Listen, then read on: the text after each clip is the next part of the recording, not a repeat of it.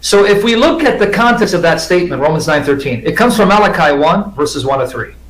If Paul means that God hated Esau altogether, in the sense that God had not destined Esau for salvation, that is a gross misreading of the Old Testament. So either means the Calvinists are Bible butchers, tools of the devil, or Paul doesn't know the Old Testament, so he's a false apostle. It's only two choices. Yeah. For example, let's look at the context. First read for me Romans 9:11 to 13. For the children being not yet born, neither having done any good or evil, that the purpose of God according to election might stand, not of works, but of him that calleth. It was said unto her, the elder shall serve the younger. As it is written, Jacob have I loved, but Esau have I hated. Now here, he quotes Genesis 25, 22 to 23, and Malachi 1:3, right? Yeah. Neither of which are talking about the salvation of an individual. It's talking about God sovereignly choosing to work corporately through the nation of Israel to bring about his salvation to the ends of the earth. See, here's where the Calvinists tries to deceive you. They'll tell you it's not about individual salvation. No, it's talking about individuals through whom God works covenantally to bring about his salvation to the ends of the earth. Because the individuals stand in place of nations, just like Pharaoh does. Are you with me? Yeah. Pharaoh stands in the place of the Egyptians. So the individuals stand in the place of the nations that they represent. So what Paul is saying is, he worked through Israel covenantally to bring about the salvation of the world. Now he's going to work through the Gentiles to bring about the salvation of Israel, who has been partially cut off. And I'll prove it to you, but I want you to understand what Paul is saying. Paul is saying that in the Old Testament, God singled out the seed of Jacob to work through covenantally to bring about the salvation of the Gentiles. Now that Israel has been partially cut off, God is going to work through the Gentiles to bring Israel back to salvation. That's the point of Romans 9, 10 to 11. The context of Romans 9, let's see if you know it. What is he talking about in Romans 9? Let's see if you know the context. If you is, why has God rejected the nation of Israel? That's how he starts the context. Romans 9, 1 to 5. Yeah. Well, no it didn't. God is free to work through any nation to bring about his salvation throughout the world. Because why did God choose Israel in the first place? So the purpose, then God said to Abraham, all the families of the earth will be blessed in you, and through your seed I will bless the nations of the world. Yes. Whose seed did God choose to then be a blessing to all the families of the earth? Abraham's seed, right? Yeah. So the purpose of Israel was to be formed by God, to be used by God, to be a light moving the Gentiles to want to worship the God of Israel and abandon their gods and goddesses.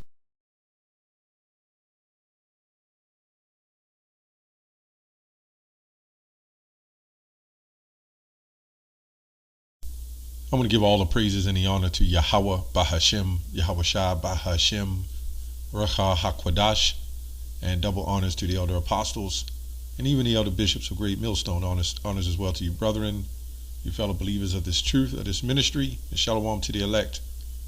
So anyway, I just saw this video, but I was listening to his explanation talking about going against Calvinist doctrine. I believe Vocab is a Calvinist, right? So I don't know, maybe they have a falling out. But anyway, Sam Shamoun, he's a weird guy. You know, he seems like his elevator doesn't go all the way upstairs, but in his doctrine, what he believes, he's on fire for what he believes. But anyway, I want to touch on a couple things he said that didn't make sense according to the things he was saying. And he's a fast talker, so if you don't pay attention, he'll try to fast talk you and not, which I pick up on it. It's no big deal, you know, but he's a fast talker. So anyway, he said the Lord opened Gentiles. What did he say? I think he said something about the Lord is working through the Gentiles to save the other Israelites. So I don't know what he's talking about when it comes to that. The Lord was always working through the Israelites to come to the Gentiles who were other Israelites, as 1 Corinthians 13, I believe 12 say. Ye were once Gentiles. Tobit 13:3 says the same thing. Ye were once Gentiles, carried away into these dumb idols. So I don't know what he's talking about. Paul said, I'm also a Jew, right? Who said he's going to wake up the people, right? The one you call Jesus, Yahushua, is from the tribe of Judah, a Jew, who also was sent to die for the Jews, as John 11:49 says, through 50. So I don't know what he's talking about. Where's the Edomite prophet? Where's the Edomite prophet going through the midst of the city, the midst of Jerusalem, waking up the other Israelites? I have yet to see that. So I don't know what he's talking about there, but he's going off on that one, and he's going off on everything else he said. So I don't know where I'm going to start, right? But let's start at Acts, the 3rd chapter, because he said, we're going to get into the light of the Gentiles and everything else. So he said something about through Abraham's seed shall all the families of the earth be blessed. He said Abraham's seed, right? Well, who else did Abraham have children with? Right?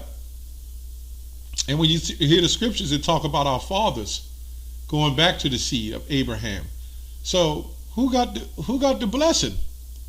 Who got the promise? You had Ishmael. So if all the families of the earth was going to be blessed, why didn't Ishmael get the promise too? He got his blessing, but why didn't he get the promise? Let's go to Genesis 17, just to prove that. I'm going to go to 18. And Abraham said unto God, oh, that Ishmael might live before thee. And God said unto Sarah, thy wife shall bear thee a son indeed, and thou shalt call his name Isaac. And I will establish my covenant with him for an everlasting salvation, and with his seed after him. His seed after him, not Ishmael and Isaac and their seed. So I don't get that all the families of the earth are going to be blessed. All the nations of the earth are going to be blessed. But he didn't give Ishmael the promise and the covenant. But let's go into the precept of that, which is in the book of Acts 3:25, where it goes to Genesis 12:3, and in thy seed shall all the families of the earth be blessed. Yeah.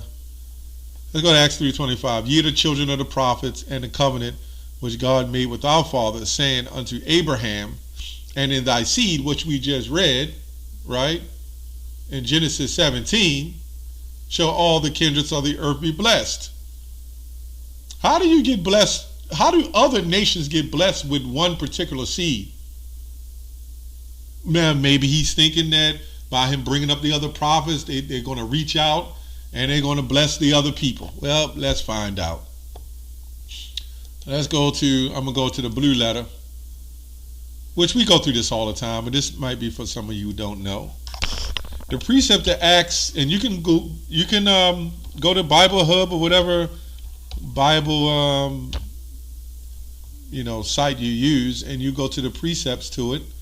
The precept is Acts 3:25. Ye are the children of the prophets and of the covenant, which God made with our fathers, saying unto Abraham, and in thy seed shall all the kindreds of the earth be blessed. Seed goes back to spermia. So we look at this word kindred. So all the kindreds, which goes back to families of the earth, be blessed. Now families can mean other nations as well, and families can be the families of Israel, because remember the word nation goes to people or people group. So there was 12 tribes of the nation of Israel. So those are different nations. So it's really the 12 tribes of the nations of Israel. It actually says that in the blue letter in Revelation 7 and 9.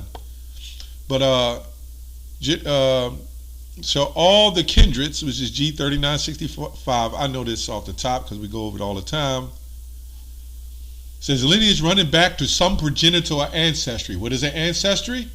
A kindred. This is specifically singling out a group of people, a nation or tribe, a group of families, all those who is in giving people lay claim to a common origin.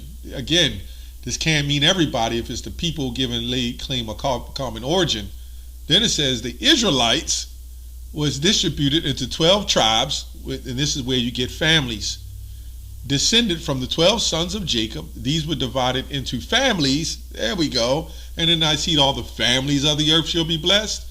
The 12 sons of Jacob.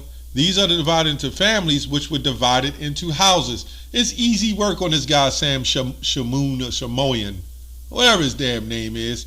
He can talk fast as he want. Doesn't matter. The scriptures is precise and clear. And you can't read the Bible from just looking at it and think you have an understanding what the light to the Gentiles is in Isaiah 49 and 6. When you read, let me go to the old Bible. Okay, I'm going to be a light to the Gentiles. Right? Let's see what, this is a Bible of 1382. I like this Bible. It says, and this Bible was printed long before the Geneva Bible or the King James Bible. Although the Geneva and the King James work perfectly as far as I understand and we understand it. But some of you who don't understand, right? That's what it says, Isaiah 49:6. And thy seed, it is little that thou be a servant to me to raise up. It says, and thy sayest, Salakia, it is little that thou shalt raise up a servant to me to raise, is spelled Old English, raise the lineages of Jacob, right? And to convert the drastis of Israel, right? And ye yaf thee in the light of the heathen men, meaning to be a light to the heathen men. So you'll see to raise up the lineage of Jacob and convert the drastis of Israel. This is all connecting to be a light to the Israelites, right? Because when you keep reading, it says, these to be thee and to be a light of heathen men, that thou may health or heal to the last part of the earth. And when you look up this word drastis, it talks about the scum. To convert the scum of Israel, right? To the last part of the earth. So we go to Deuteronomy 64. Let's see what it says. And the Lord shall scatter thee among all people from one end of the earth even unto the other, right? The other part of the earth. And there thou shalt serve other gods, which neither thou nor thy fathers have known, even wood and stone. These are your Gentiles that were scattered. Because remember, in the old Bibles, some of them didn't even say Gentiles. It just said heathen men. Unbelievers. Right? Like, I was an unbeliever. I was a Gentile. There's many Gentiles. Do you realize you could be a Jew and still a Gentile? They think if you're not a Jew, the lineage is, if you're not a Jew, then you're a Gentile. You're not a Gentile, which is true. If you're not a Jew, you're not bloodline Israelite, you're definitely a Gentile. But you can also be a Gentile as an Israelite. That's what it is. It's not a Hebrew or Greek word. It's a Latin word. That's what it was. It was written in Latin. Right? So, let me read a little commentary on Isaiah 49 and 6. It says, God has chosen and appointed his people to and provide for them in the covenant, and that being the salvation of his own people, he calls it his own salvation, and which should reach to them all everywhere in the several parts of the world and the corners of the end of it, east, west, north, and south. Right? So you would think this is talking about, a lot of people think when they was reading that, it was just talking about everybody else. But this is talking about the reach the drastis of Israel. Remember James 1 and 1, to 12 tribes that are scattered abroad. It says God has chosen and appointed his people, right? Talking about the Jews, the ones, the believers, to provide, and provided, just like I had to learn from the apostles, right? I was a Gentile, and they was appointed to teach me, right? And provided for them in the covenant, and that being the salvation of his own people. He calls it his own salvation, and which should reach to them all everywhere. Still talking about the Israelites in the parts of the several parts of the world. Right? So Let's go to Acts 13 and 47. 48. Well, let me go to 47. This is what it's quoting. This is what Paul was quoting. For so hath the Lord commanded us, saying, I have set thee to be a light to the Gentiles, and thou shouldest be for salvation unto the ends of the earth. This is what it says. So when you look up Gentile, just go to the word ethnos. Again, some translations, some other verses in the same Bible will say Greek, Jew or Greek. Gentile, we went into that video. I'm not going to go back into that. When you look at the word Greek, really goes in, and when you go to the older Bibles, like even the Geneva Bible, it says Grecian. And when you look up the word Grecian, it just simply means Hellenistic Jews who made the Greek their tongue. So it's impossible to say that as talking about nations not Jews, because the Jews were scattered. So how is it not going to be Jews? So anyway, a multitude of individuals of the same nature or genus, right? Genetics. That's what it means. So how is everybody involved in that? Let me go on. Let me go to Isaiah 46 and 13. Let me go there real quick. Yeah, Isaiah. Let's go to Isaiah 46 and 13. Computer a little bit slow. And see what it says there. See what we got. See, this Bible is only talking about Israelites. I mean, it's talking about all nations, but the salvation, the nations are mentioned because of the Israelites. This book is only for the Israelites, period. Isaiah 46 and 13, when you jump back a couple of chapters, I will bring near my righteousness, it shall not be far off, and my salvation shall not tarry. And I will place salvation in Zion for glory, for Israel is my glory. Right? So I don't know how you get around that. Also, it talks about Isaiah 45 and 17, Israel shall be saved, world without end. Right? There's so many Bible verses to go into that. So real quick, I want to jump to Romans 9, where he went completely off. I don't know what he meant by what he said. I guess he was just saying the Gentiles, and then through them, that's when all the nations could be saved. Yeah. Did he read Obadiah? I didn't even get a chance to get into that. Obadiah 1 and 10, I'll just quote it. It says, for shame against thy brother Jacob, shame shall be covered thee, and thou shalt be cut off forever. Then when you jump down to the 18th verse, the house of Joseph for flame, and the house of Esau for stubble. And there shall not be any remaining of the house of Esau. Did he not read that? No. And Malachi 1, he quoted that. What did it say? The people that the Lord have indignation forever.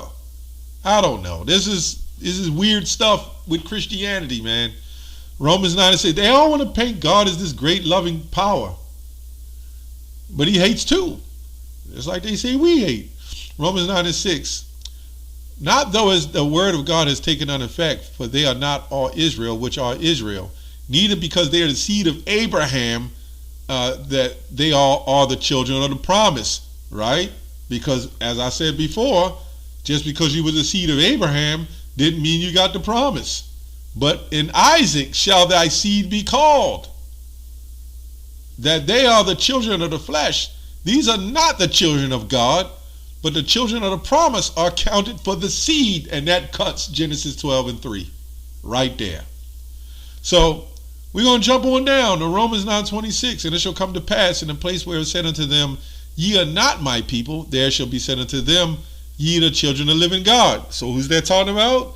Maybe Sam Shamoun would say it's talking about everybody. But Isaiah in verse 27 also cried concerning Israel, though the number of the children of Israel shall be as the sand of the sea, only a remnant shall be saved. We see this in Isaiah 10. For he will finish the work and cut it short in righteousness, because a short work will the Lord make upon the earth. Now, real quick, before I jump to Hosea, he said, Romans 9:11, he went totally off on that. For the children not yet being born, now that he done either good or evil, the purpose of God according to the election might stand. He set it up for Jacob to come out first. I mean Esau to come out first and Jacob second. So when you read the scriptures, it says Esau is the end of the world and Jacob is the beginning of that followeth. It just makes all kind of sense. And this guy is weird, right? The children not even being born. So everybody's predestined. Proverbs 20:24, man's going to the Lord. Whatever you were meant to be, you're meant to be. You just can't sit up there and claim to be saved. There's no way you can do that. You know, a lot of people say they don't want to be drug addicts, they don't want to be prostitutes, they don't want to be certain things. You can't help who you are because the Lord put the Spirit on you to be exactly who you are. Hosea 1:10, yet the number, this is what Paul was quoting, by the way, and it's amazing how there's certain writers who put things in the Bible through universalism, left certain things out. Like the woman, like if a man lusted upon, look at a woman, he lusts in his heart, and all the Christians run with that. That was precept into Leviticus that they kind of left out. You go in the older Bibles, it's there. When he said, if you look upon and lay with another man's wife, right, that's adultery. Not just because you look at some woman that looks beautiful. It's crazy ass Christians, man. Hosea 1:10, yet the number of the children of Israel shall be as the sand of the sea, which cannot be measured nor numbered. Did we not read that in Romans 9? Right? And it shall come to pass that in the place where it was said unto them, ye are not my people. Right, this is what he's talking about. Those same Gentiles that he was going to say was not his people. Those same Gentiles that would be made a light unto. Right? Now, according to the bigger picture, the other nations will learn off the Israelites and have a understanding, you know, on how to live. They ain't going to be having MSG in these spots. Ye are not my people, there shall be said unto them, ye are the sons of the living God. And this is what it says. This separating two different types of Jews, which is Jews is one tribe. Then shall the children of Judah and the children of Israel be gathered together and appoint themselves one head. And this is what Paul is doing. This is what we are doing today to bring back the outcasts of Israel that was scattered abroad, man. And it's working. Anyway, hope this lesson was edifying. That's all I have on that. Shalom.